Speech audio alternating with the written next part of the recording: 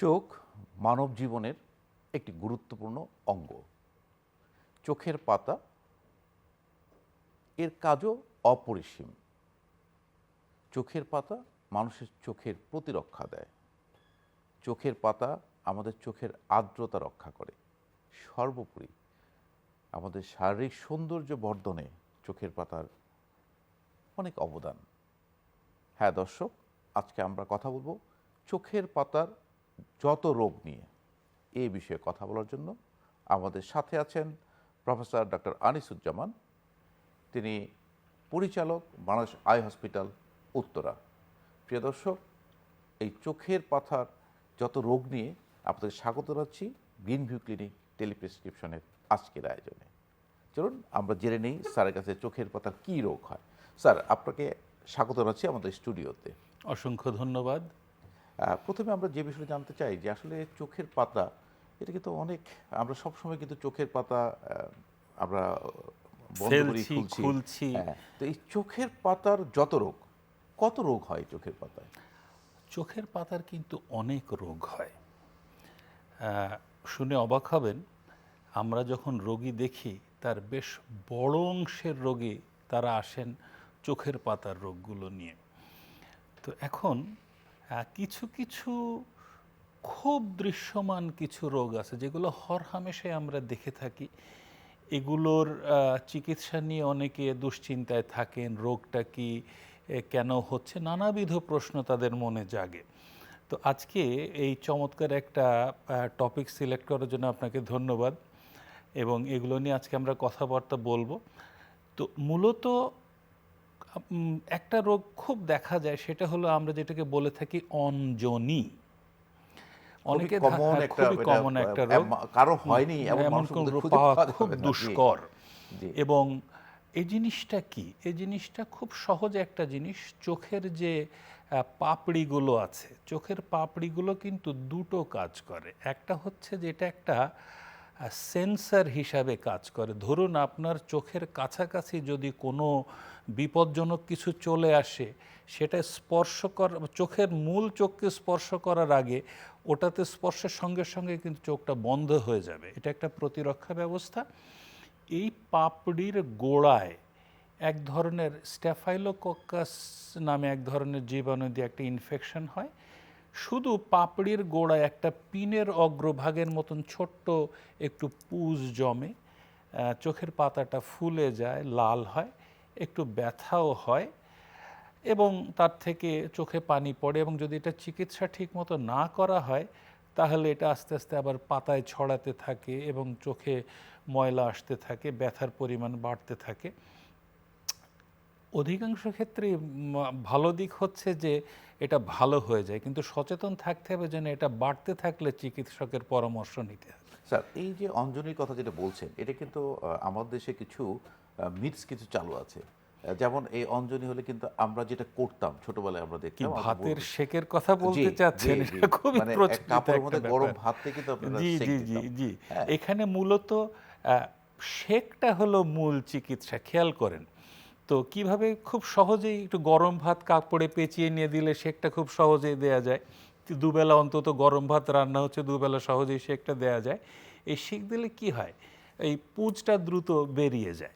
এর সঙ্গে আর একটা কাজ করতে পারলে ভালো হয়, যদি বাসায় মহিলারা ভ্রু তোলার এক ধরনের ফোরসেপ সৌন্দর্য বর্ধনের জন্য অনেকের বাড়িতেই থাকে, ওটা দিয়ে যদি ওই আক্রান্ত পাপড়িটাকে তুলে ফেলা যায় তাহলে আরও সহজে ভালো হয়। এর বাইরে চোখে যদি ইনফেকশন ছড়িয়ে থাকে তখন আমরা একটু অ্যান্টিবায়োটিক ড্রপ দিয়ে থাকি। চোখের পাতায় কখনো কখনো একটু মলম দেওয়া হয়। একান্তই যদি চোখের পাতা ছড়াতে থাকে তখন আবার একটা খাওয়ার অ্যান্টিবায়োটিক দেওয়ার লাগে। কিন্তু অনেক সময় স্যার অনেকেই এই মানে ন্যাচারাল চিকিৎসায় ভালো হতে চায়, কিন্তু কোনো কোনো ক্ষেত্রে দেখা ভালো হলো না। তো সেক্ষেত্রে কমপ্লিকেশন কি হতে পারে স্যার?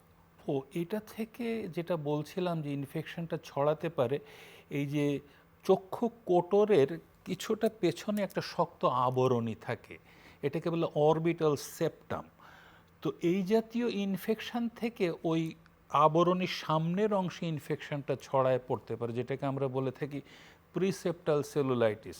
তো সুতরাং রোগীকে সচেতন থাকতে হবে, ঘরোয়া চিকিৎসায় ভালো হচ্ছে ভালো, কিন্তু যদি দেখা যায় যে ভালো হচ্ছে না, সেক্ষেত্রে কালক্ষেপণ না করে চিকিৎসকের পরামর্শ নিতে হবে, অ্যান্টিবায়োটিক খেতে হবে, অ্যান্টিবায়োটিক দিতে হবে। পুজ যদি জমে থাকে চোখের পাতায়, অর্থাৎ কিনা যদি অ্যাবসেস ফর্ম করে থাকে, সেই অ্যাবসেসটা পুজটাকে অপারেশনের মাধ্যমে ছিদ্র করে পুজটাকে বের করে দিতে হবে, তাহলেই এটা বিপজ্জনক পরিস্থিতিতে যাবে না। অধিকাংশ ক্ষেত্রেই এটা যায় না, কিন্তু সচেতন থাকতে হবে। মানে এটা আসলে সচেতনতাই আসলে পারে যে জি, একটা জি। যে আপনি বলছেন যে স্টাফিলোকক্কাল একটা ইনফেকশন ব্যাকটেরিয়া থেকে সেক্ষেত্রে একটা অ্যান্টিবায়োটিকের প্রয়োজনীয়তা। প্রয়োজন হয়। স্যার এরকম আরেকটি রোগ আছে যেটা এটাও খুব কমন স্যার, আমরা দেখি যে চোখের পাতার মধ্যে গুটলির মতো হয়ে আছে।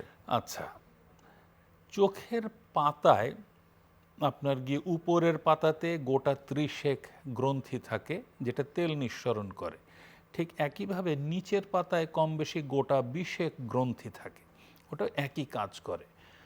প্রতিবার চোখের পাতার ওঠানামার সঙ্গে সঙ্গে ওই গ্রন্থি থেকে মাইক্রোস্কোপিক অ্যামাউন্ট, খুবই অল্প পরিমাণের একটা তেল নিঃসৃত হয়, যেটা চোখের পানির উপরে একটা আবরণ সৃষ্টি করে। উদ্দেশ্য একটা, যে চোখের পানিটা যাতে দ্রুত বাষ্পীভূত না হয়, উবে না যায়, অর্থাৎ কিনা চোখকে সতেজ রাখার জন্য, চোখের পানিটাকে সংরক্ষণ করার জন্য মানে তেলটা আর্দ্রতা বজায় রাখে, যেটা আপনি ইতিমধ্যে প্রথমেই বলেছেন।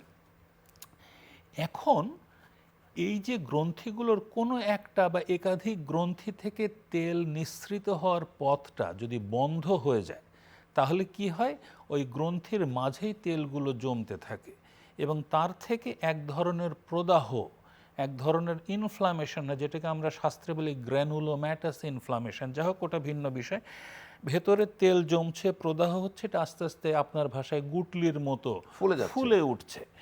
এখন এটা নিয়ে রোগীদের কিন্তু উদ্বেগের সীমা থাকে না। প্রথমে উদ্বেগের একটা কারণ রয়েছে স্যার, একটু সৌন্দর্য, মানে যারা সৌন্দর্যের চাইতে তারা বলেন যে চোখে টিউমার হয়েছে, এটা কি ক্যান্সার কিনা, এইরকম উদ্বেগ নিয়ে আমাদের কাছে অনেকেই আসেন।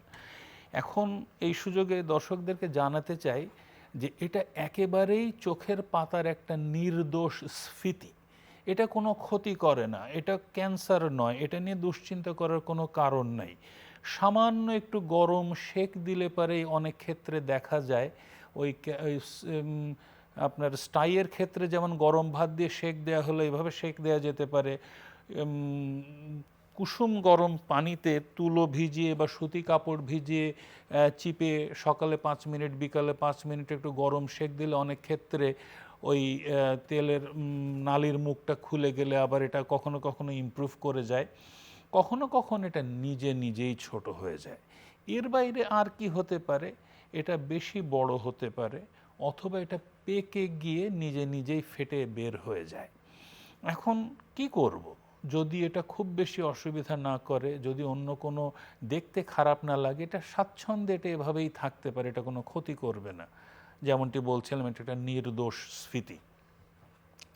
আর যদি বড় হয়, দেখতে খারাপ লাগে, চোখের পাতাটা নেমে আসছে, দেখার ব্যাঘাত করছে, চোখের পাওয়ার পরিবর্তিত হয়ে যাচ্ছে, সেক্ষেত্রে কি করতে হবে, এক ধরনের চেতনানাশক ইনজেকশন, লোকাল অ্যানাস্থেটিক ইনজেকশন দিয়ে চোখের পাতা উল্টিয়ে ভেতর দিয়ে ওটাকে ছিদ্র করে নারকেল কোরানোর মতন কুড়িয়ে ওই প্রদাহজনিত জিনিসগুলো যেটা এবং চর্বিগুলো বের করে দিলে এটা ভালো হয়ে যায়। অনেকে আবার এই কাটা ছেঁড়া ইনজেকশন অপারেশন ভয় পান, তাদের জন্য আবার আরেকটা চিকিৎসা আমরা করে থাকি, সেটা হলো চোখের পাতা উল্টিয়ে চেতনানাশক মলম দিয়ে ওখান দিয়ে ওই স্ফীতির মাঝে যদি একটু স্টেরয়েড, ট্রায়ামসিনোলন অ্যাসিটোনাইড নামে এক ধরনের দীর্ঘদিন কার্যকরী একটা স্টেরয়েড ইনজেকশন যদি অল্প মাত্রায় দিয়ে দেওয়া যায়, স্টেরয়েডের একটা শক্তি প্রদাহ নিবারণ করার একটা দুর্দান্ত ক্ষমতা, ও ধীরে ধীরে প্রদাহটাকে নিবারণ করে ফেলে, ওটা আস্তে আস্তে ভালো হয়ে যায়। প্রয়োজনে 1 মাস বা 1.5 মাসের ব্যবধানে আর একবার পাতার মাঝে একটা ইনজেকশন দেওয়া যেতে পারে। কিন্তু এটার ক্ষেত্রে একটা অসুবিধা, কখনো কখনো চোখের পাতার যে স্বাভাবিক রং, এই রঙের কোনো পরিবর্তন, যদিও খুব রেয়ারলি হয়, এটা একটা অসুবিধা হতে পারে। এই বিষয়টা যেটা আপনি বললেন স্যার, যে স্ফীতি যে অংশটা, এটা তো আপনাদের ডাক্তার ভাষা আপনারা ক্যালাজিয়ন বলেন। ক্যালাজিয়ন বলছি, রাইট, ক্যালাজিয়ন। জি, এটা কিন্তু যারা একটু সৌন্দর্য সচেতন বা স্বাভাবিকভাবেই এটা কিন্তু স্যার আসলে সবাই সেক্ষেত্রে চায় যে না থাকবে। অপারেশন করে নিতে হবে সেই এবং খুব অপারেশন সিম্পল। স্যার যেটা আসলে মানুষের যেটা ভয় কাজ করে যে অপারেশন অজ্ঞান করে করতে হবে না কিনা, না বা না বড় অপারেশন কিনা, বা না ওটি টেবিলে নিয়ে যেয়ে করতে হবে কিনা, এই বিষয়টা স্যার। ধরুন একটা সামান্য যদি কোথাও কোনো ফোড়া হয় সেটাও কিন্তু ওটির টেবিলে, হোক না আউটডোর বহির্বিভাগের ওটি, কিন্তু একটা ওটির টেবিলে প্রস্তুতি নিয়েই করতে হয়। তো চোখের পাতার এই অপারেশনটা অবশ্যই ওটিতে নিয়েই করতে হয়, কিন্তু খুবই ছোট একটা অপারেশন, স্থানীয়ভাবে অবশ করে নিয়ে ছোট্ট একটু ছিদ্র করে ভেতরের এই যে চর্বিটা জমে থাকে এটা বের করে দিলে পরদিন থেকেই রোগী আবার ভালো হয়ে যায়। আর এটার আরেকটা সমস্যা আছে, ধরুন কেউ যদি চিকিৎসা না করেন, কখনো কখনো এটা আবার ইনফেক্টেড হয়ে যায়। তখন এই পরিস্থিতিটাকে আমরা বলে থাকি ইনফেক্টেড ক্যালাজিয়ান বা ইন্টারনাল হর্ডিওলাম।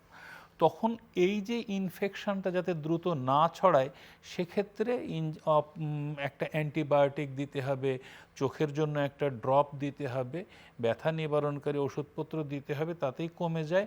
আর যদি পুঁজ জমে যায় তখন পুঁজটা আবার বের করে দিতে হবে। স্যার এই ক্যালাজের পাশাপাশি আরেকটি রোগ চোখের পাতার, এটা খুবই কমন, মানে অনেকেই হয়তো কোনো ক্ষতি করে না, কিন্তু একটু সৌন্দর্যে একটু ব্যাঘাত হয়। যেমনটি আপনি চোখের পাতার উপর আমরা দেখি একটু মাটি কালার, একটু ভিন্ন কালারের, একটু স্পটের মতো দুইটা বুঝতে চোখের কোণে। পারছি। জি। অনেক ক্ষেত্রেই একটু বয়স্ক রোগীদের ক্ষেত্রে, 40 ঊর্ধ্বদের ক্ষেত্রে কমনলি দেখা যায় দুই চোখের সাধারণত উপরের পাতার মাঝের দিকে এই জায়গাটায় একটু উঁচু হয়ে একটু স্ফীত হয়ে থাকে, একটু কি বলবো হলুদাভ এক ধরনের পরিবর্তন দেখা যায়। মানে স্কিন কালারের হ্যাঁ, সাথে স্কিন কালারটা কালারটা একটু চেঞ্জ ডিফারেন্ট হয়ে থাকে। যায়, একটু হলুদাভ হয়, একটু উঁচু হয়। এই জিনিসটা আসলে এটাও এক ধরনের নির্দোষ জিনিস, এটাকে আমরা বলে থাকি জ্যান্থেলাজমা। এটা কি চোখের পাতার স্কিনের নিচেই এক ধরনের লিপিড, এক ধরনের কোলেস্টেরল জমে থাকে। তো এটা স্যার স্যার সবাই অনেকেই স্যার ধারণা পোষণ করে যে এটা আসলে তার রক্তের চর্বি, এখানে চর্বি জমেছে, কোলেস্টেরল জমেছে। আসলে এইটা প্রক্রিয়াটা একটু জটিল বোঝানো, কিন্তু যদি এরকম থাকে সেক্ষেত্রে ধারণাটা একেবারে অমূলক না। এই জাতীয় থাকলে আমরা মনে করি যে হয়তোবা যেহেতু এখানে লিপিড জমেছে, হয়তো তার লিপিড প্রোফাইলটা অস্বাভাবিক থাকতে পারে। এই জাতীয় ক্ষেত্রে আমরা তাকে একটা লিপিড প্রোফাইল করতে বলি এবং অস্বাভাবিকতা থাকলে চিকিৎসা করতে বলি। এটা হলো ব্যাকগ্রাউন্ড কারণটা, অন্তর্নিহিত কারণটা খুঁজে তার চিকিৎসা করা। এর বাইরে অনেক যারা সৌন্দর্য সচেতন, বিশেষ করে মহিলারা, তারা এটা চিকিৎসা নিয়ে খুবই চিন্তিত থাকেন। চিকিৎসা খুবই সহজ, যেমনটি বলছিলাম, লিপিড প্রোফাইল করে লিপিড নিয়ন্ত্রণ করেন যদি অন্তর্নিহিত কারণ থাকে। এর বাইরে এই স্ফীত অংশটুকু, এই অস্বাভাবিক অংশটুকু আমাদের ওকুলোপ্লাস্টিক সার্জন যারা আছেন, চোখের যারা প্লাস্টিক সার্জন আছেন, তারা এত চমৎকারভাবে এটাকে সরিয়ে ফেলতে পারেন যে বোঝাই যাবেন এরকম কোনো কিছু আছে। এর বাইরে ডার্মাটোলজিস্টরা কেমিক্যাল কিছু চিকিৎসা করে থাকেন, তারা কিছু লেজার চিকিৎসা করে থাকেন, ইত্যাদি নানাবিধ চিকিৎসা আছে এবং এটা চিকিৎসা নিলে ভালো হয়ে যায়। তো এটা স্যার আসলে যে জিনিসটা বলছে যে এটা লেজার এবং অকল প্লাস্টিক সার্জনরা তাদের এই যে উপরে যে কোলেস্টেরল, এটা কি সার্জারির মাধ্যমে করা হয় নাকি সার্জারির মাধ্যমে, সার্জারির অধিকাংশ আমরা মাধ্যমে সার্জারির নির্মূল করা মাধ্যমে সম্ভব? সরিয়ে ফেলি। আচ্ছা, আর অন্তর্নিহিত কারণ লিপিড প্রোফাইলটা করে যদি কোলেস্টেরল বেশি থাকে তাকে সেটা সেক্ষেত্রে চিকিৎসা নিতে কোলেস্টেরল। হবে। স্যার চোখের পাতা আরেকটি রোগ যেটা এটাও অনেকটাই আমরা পেয়ে থাকি, অনেকাংশেই পেয়ে থাকি, যে চোখের পাতা বন্ধ হচ্ছে না একটা। আচ্ছা। আবার কোনো কোনো ক্ষেত্রে আমরা দেখি যে চোখের পাতা পড়ে আছে, সে উঠোতে পারছে না। এইটা আসলে যদি একটু ব্যাখ্যা করতে। আচ্ছা, চোখের পাতা পড়ছে না, বন্ধ করতে পারছে না, সেটা একটা হতে পারে যে নার্ভটা দিয়ে, ফেশিয়াল নার্ভের যদি প্যারালাইসিস হয় তখন সে চোখটা বন্ধ করতে পারে না। তারপরে যেমন ধরুন ফেশিয়াল পলসি, বেলস পলসিতে চোখের পাতা বন্ধ করতে পারে না। তারপরে ধরুন থাইরয়েড আই ডিজিজ, থাইরয়েড হরমোনের অস্বাভাবিকতার কারণে দেখা যায় যে চোখটা কোটর থেকে আস্তে আস্তে সামনের দিকে বেরিয়ে আসতে থাকে এবং তখন চোখ বন্ধ করতে চাইলেও পরিপূর্ণভাবে চোখ বন্ধ হয় না। তো এই জাতীয় পরিস্থিতিতে যেমন ধরুন অন্তর্নিহিত কারণ যেটা, ফেশিয়াল পলসির কারণটা খুঁজে তার চিকিৎসা করা, অথবা থাইরয়েড আই ডিজিজে থাইরয়েড প্রোফাইলটা করে হরমোনের মাত্রা নিয়ন্ত্রণ করার জন্য চিকিৎসা দেওয়া, প্রয়োজনে চোখ যদি বেশি বাইরে চলে আসে তার সার্জিক্যাল ট্রিটমেন্ট করা। এগুলো তো করতেই হবে প্রয়োজন বোধে, যেগুলো কারণ খুঁজে। এর বাইরে রাতের বেলা ঘুমানোর সময় যদি চোখ খোলা থাকে, সারাদিন যদি চোখ পরিপূর্ণভাবে বন্ধ না হয়, তাহলে যে অংশটুকু অনাবৃত থাকে, বিশেষ করে নিচের দিকের খোলা জায়গাতে আপনার আমরা বলে থাকি এটাকে এক্সপোজার কেরাটাইটিস। এক্সপোজড থাকার কারণে, অনাবৃত থাকার কারণে আপনার ওখানে দেখা যায় যে এক ধরনের কর্নিয়ার প্রদাহের সৃষ্টি হয়। তো মূল রোগের চিকিৎসার পাশাপাশি কর্নিয়াটাকে সুরক্ষা দেওয়ার জন্য এক ধরনের ইনফেকশন থাকলে অ্যান্টিবায়োটিক ড্রপ দিতে হবে। রাতের বেলা অ্যান্টিবায়োটিক মলম দেওয়া যেতে পারে অনেক করে। এর বাইরে চোখের আর্দ্রতা রক্ষা করার জন্য আর্টিফিশিয়াল টিয়ার দিতে হবে যাতে চোখ শুকিয়ে না যায়, এবং প্রয়োজনে লিড বন্ধ করার জন্য এক ধরনের সার্জারিও করা যেতে পারে। এগুলো সব টেম্পোরারি ব্যবস্থা করলে আশা করা যায় যে রোগী ভালো থাকবে, কর্নিয়া সুরক্ষিত থাকবে। আর বলুন, সেক্ষেত্রে স্যার একটা প্রিভেন্টিভ একটা মেজার তো লাগবেই, কারণ যে চোখ বন্ধ করতে পারে সে যখন ঘরের বাইরে যায় তখন তাকে আর্টিফিশিয়াল টিয়ার ব্যবহার করতে হবে, আর্টিফিশিয়াল যে সানগ্লাস ব্যবহার করতে হবে। আর আরেকটা যেটা হচ্ছে যে চোখের পাতা পড়ে যাওয়া, আগেরটা যেমন বলছিলাম যে বন্ধ করতে পারছে না, চোখের পাতা নামছে না, আর একটা হচ্ছে যে চোখের পাতা পড়ে যাওয়া, যেটা উঠছে না, এটাকে আমরা বলে থাকি টোসিস। টোসিস এখন নানাবিধ কারণে টোসিস হতে পারে। অনেক ক্ষেত্রে দেখা যায় যে শিশু চোখের পাতা পড়া রোগ নিয়ে জন্মলাভ করতে পারে, যেটাকে আমরা বলে থাকি কনজেনিটাল টোসিস। তারপরে যেমন ধরুন আঘাতজনিত কারণে বন্ধ করতে পারে না, চোখের পাতা ক্ষতিগ্রস্ত হলো, চোখের পাতা বন্ধ করতে পারে না, চোখের পাতা পড়ে যায়, চোখের পাতা ওঠে না আঘাতজনিত কারণে। তারপরে যেমন ধরুন মেকানিক্যাল টোসিস বলে একটা কথা আছে, চোখের পাতা একটা বড় টিউমার হলো, ধরুন আগে যেটা ক্যালাজিয়নের কথা আপনি বলছিলেন, ওটা যদি বেশি বড় হয় চোখের পাতা নেমে যায়, হ্যাঁ, তার টিউমার থেকে এটা হতে পারে। তারপরে নার্ভ যদি প্যারালাইজড হয় তার থেকে হতে পারে। এরপরে যেমন ধরুন আপনার আরও বহুবিধ কারণে এগুলো হয়। আর একটা খুব কমন কারণ ইনভলিউশনাল টোসিস, বয়স্কদের ক্ষেত্রে হয়ে থাকে, চোখের পাতা তারা উঠাতে পারেন না, চোখের পাতা নেমে যায়। এখন এটার চিকিৎসা আরেকটা আছে যেটা একটু বেশি থাকে, দুই চোখের পাতায় সে একদম সে দেখতে গেলেও অনেক কষ্ট করে দেখতে হয়, পড়ে থাকে, উঠতে পারে না পুরোপুরি। বাইল্যাটারাল কনজেনিটাল টোসিসের ক্ষেত্রে এই জিনিসটা হয়ে থাকে। হ্যাঁ, তো এটা চিকিৎসা কি হবে স্যার? এটা চিকিৎসা হলো মূলত টোসিসের চিকিৎসা সার্জিক্যাল। যদি শারীরিক কোনো কারণ, ডায়াবেটিস বা অন্তর্নিহিত কোনো রোগের কারণ এটা হয়ে থাকে, সেটা চিকিৎসা করতে হবে। একটা নির্দিষ্ট সময় একটু অপেক্ষা করতে হবে, দেখতে হবে কতটুকু স্বাভাবিকভাবে ঠিক হয়, এর পরবর্তীতে এটা সার্জিক্যালি এটাকে কারেক্ট করে দিলে পরে ঠিক হবে। এখানে একটা অত্যন্ত জরুরি বিষয় আছে, সেটা হচ্ছে যে বাচ্চাদের যদি টোসিস হয়, বাচ্চা যদি চোখের পাতা পড়া রোগ নিয়ে জন্মলাভ করে এবং সে যদি দেখা যায় খুব চেষ্টা করেও যদি দেখতে পাচ্ছে না, পাতাটা তার দৃষ্টিতে দেখাতে মানে ব্যাঘাত করছে, সেক্ষেত্রে এটা দ্রুত অপারেশন করে নিতে হবে, বাচ্চা যত ছোটই হোক। তা না হলে দেখা যায় যে অ্যাম্বলায়োপিয়া বা দৃষ্টিক্ষীণতা বা লেজি আই নামে একটা রোগের সৃষ্টি হয়, পরবর্তীতে বাচ্চার আর দেখা যায় ভালো দেখতে পায় না। তো সুতরাং বাচ্চারা যদি চোখের পাতা পড়া রোগ নিয়ে জন্মায়, সেক্ষেত্রে এটা দ্রুত অপারেশন করে নেওয়াটাই ভালো। উত্তম। স্যার, আরেকটি রোগ আছে যেটা এই চোখের পাতারই একটি রোগ। আমরা দেখি যে অনেক সময় দেখা যায় চোখের পাতার মধ্যে গুড়ি গুড়ি জমে আছে, মানে খুশকির মতো জমে আছে, বা সেখানে চুলকাচ্ছে, কোনো কোনো ক্ষেত্রে দেখা যায় চোখের পাতা পড়ে যাচ্ছে। তো এইটা আসলে আপনি কিভাবে ব্যাখ্যা করবেন? এটা খুবই একটা কমন রোগ, প্রায়ই রোগীরা আসেন আমাদের কাছে, তারা বলেন যে চোখে খুশকি হয়েছে, চোখের পাতায় খুশকি হয়েছে। এটা আসলেই কিন্তু চোখের পাতারই খুশকি। এটা এক ধরনের চোখের পাতার প্রদাহ, যেটাকে আমরা বলে থাকি সেবোরিক ব্লেফারাইটিস বা অ্যান্টেরিয়র ব্লেফারাইটিস। অর্থাৎ কিনা চোখের পাতার খুশকিজনিত চোখের পাতার প্রদাহ। কি হয়? চোখ চুলকায়, চোখের পাতা চুলকায়, আঙুল দিয়ে নখ দিয়ে রোগীরা চুলকানোর সময় এক ধরনের খুশকির মতো হয়, চোখ খচখচ করে, চোখ লাল হয়, চোখ দিয়ে পানি পড়ে, বেশ কষ্টকর একটা পরিস্থিতি। তো এই সেবোরিক ব্লেফারাইটিসটা কি, চুলে যেমন খুশকি হয় ঠিক একই রকম পাপড়িওতে এক ধরনের চুল, ওখানেও খুশকি হয়। চুলে যে জীবাণু দিয়ে খুশকি হয় ওই জীবাণুটাই চোখের পাপড়িতে প্রদাহের সৃষ্টি করে, খুশকির সৃষ্টি করে। চিকিৎসাটা খুবই সহজ। প্রথম চিকিৎসা হচ্ছে যে কারণে খুশকি হচ্ছে ওই খুশকিটা, চুলের খুশকিটাকে নিবারণ করতে হবে। কিভাবে? বাজারে খুব ভালো মানের যে সমস্ত খুশকি নিবারণকারী শ্যাম্পু পাওয়া যায়, এগুলো সপ্তাহে 2 বা 3 দিন নিয়মিত প্রয়োগ করে চুলের খুশকি নিবারণ করতে হবে।